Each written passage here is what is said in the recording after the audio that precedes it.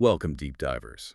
Ever think about those artists who aren't just, famous, but whose music is, like, everywhere, part of the culture?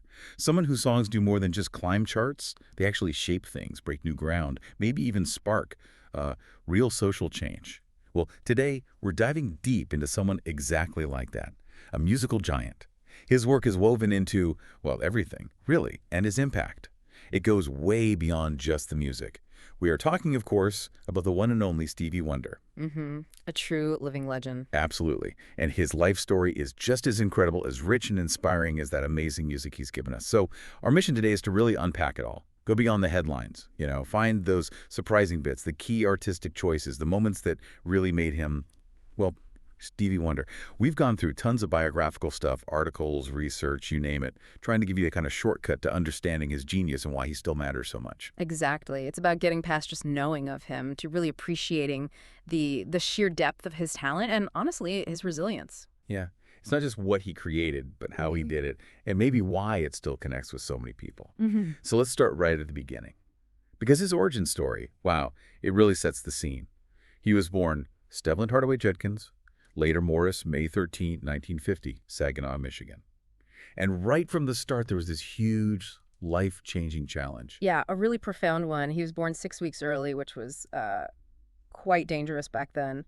He was put in an incubator, which was standard practice, but unfortunately in his case, there was too much oxygen. That caused something called retinopathy of prematurity. Basically, it damaged the retinas and led to permanent blindness. So right from infancy, he experienced the world without sight. Yeah, it's just hard to even imagine. Such a massive hurdle. And yet what came out of that was this incredible, almost otherworldly connection to sound, to music. Growing up in Detroit, Motown Central, right? He didn't need formal lessons, apparently. By age 9.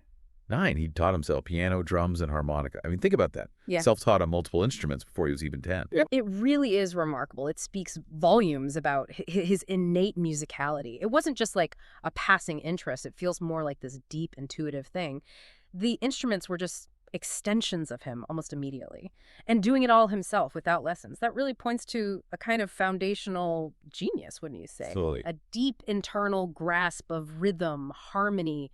Everything that came later was built on that. It wasn't just learned. It was just in him. And the story just keeps getting wilder. So picture this.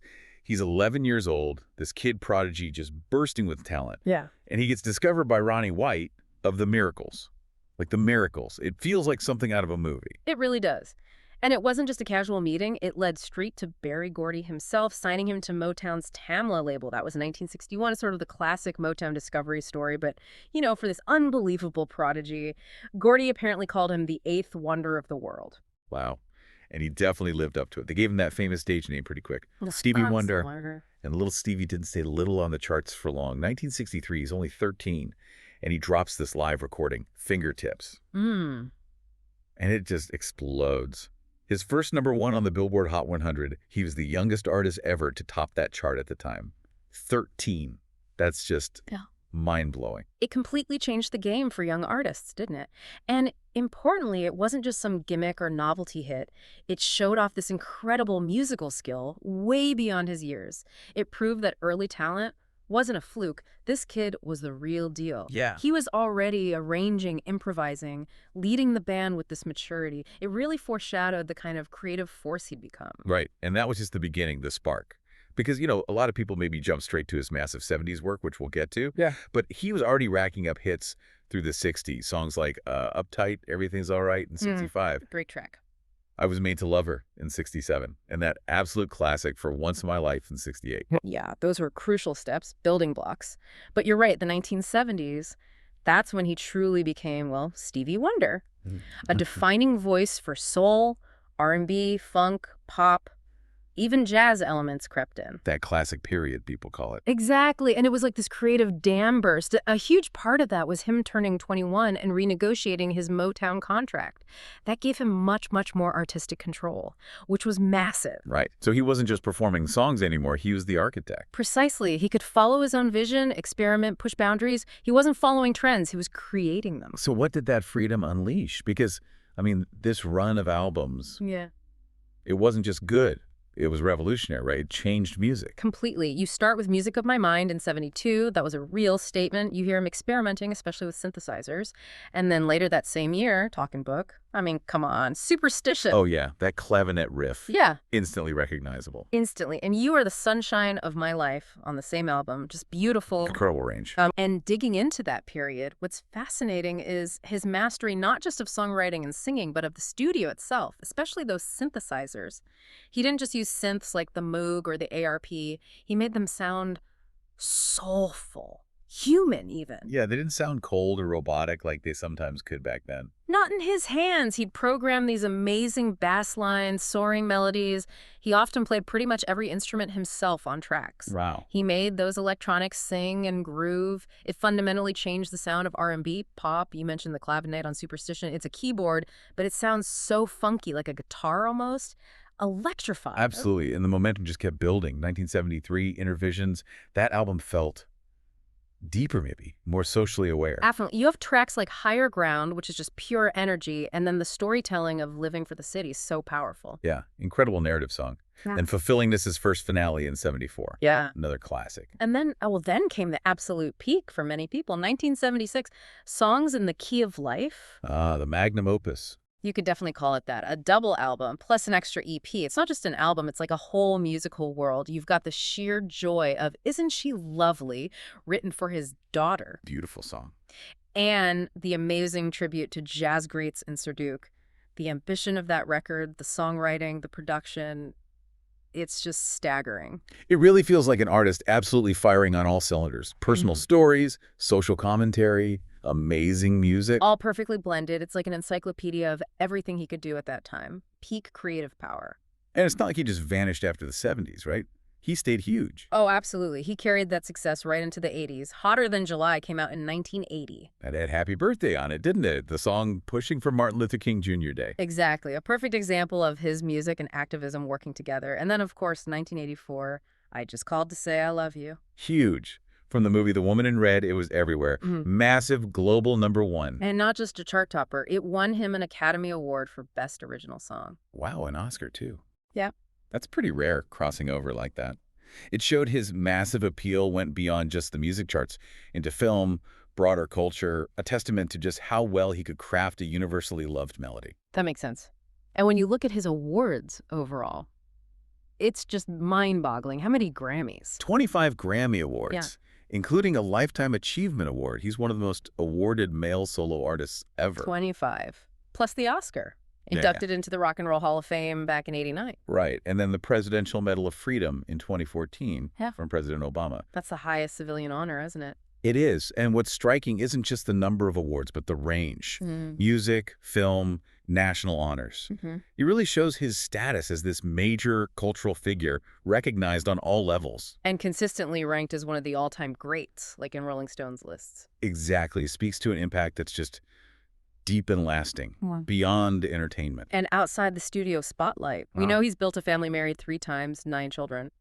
But he's also making history in other ways too, right? We mentioned the MLK Day song. Yeah, and that wasn't just, a celebrity lending their name. His activism was serious, deeply felt. He was absolutely central to that long fight to make Martin Luther King Jr. Day a national holiday in the U.S. How so? Yeah. Beyond the song. Well, he organized rallies, he toured specifically to raise awareness, he lobbied politicians. Happy Birthday became the anthem for the movement. That pressure, using his art and his fame, was a huge factor in the holiday finally being signed into law in 1983. Wow. So he literally used his music to change the law. It's a powerful example. It shows how deeply connected his personal values were to his public life and his art. He used his platform for real change, especially around civil rights. So when we think about his legacy, it's massive. We've talked about the music innovation, pioneering those synths. Totally reshaping the sound of R&B and pop. Yeah. Showing technology could have soul. But it's more than just sound, isn't it? Oh, yeah. His advocacy work is a huge part of it. Civil rights, humanitarian causes, disability rights. He's been a consistent voice. He used his platform, his unique position, to speak up for people, to show that, blindness wasn't a barrier to having incredible vision. So, thinking about our mission here, what does all this mean for music now? For us listening today, his influence feels everywhere. It really is. You hear echoes of Stevie in so much contemporary music. R&B, pop, hip-hop, jazz, electronic. Whether it's the complex chords, the way songs are produced, the vocal style, or even just the socially conscious lyrics. He created a kind of musical language that artists are still using and adapting. He didn't just make hits. He made blueprints almost. That's a good way to put it. Which Yeah. kind of leads to this big question, right? How does one person manage to do all that? Lend that incredible musical innovation with such a deep social conscience, creating a legacy that's still so alive globally generations later. I think it's that combination of deeply personal art that somehow speaks to universal feelings, love, struggle, hope, while constantly pushing musical boundaries and staying true to his purpose. That's rare. That's powerful. He made music that felt both intimate and huge. Totally new, but also timeless. Exactly. Revolutionary and classic all at once. Well, that brings us towards the end of our deep dive into the incredible world of Stevie Wonder.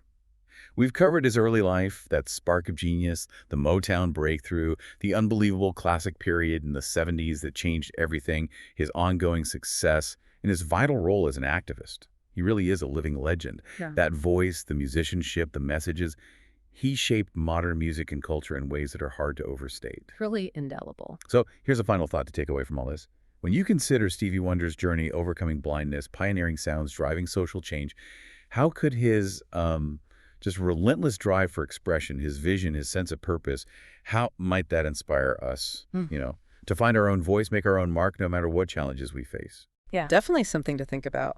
Maybe while listening to some of those amazing albums again this week. Couldn't agree more. That's all for this deep dive. Thanks for joining us, everyone. Thanks all. We'll see you next time.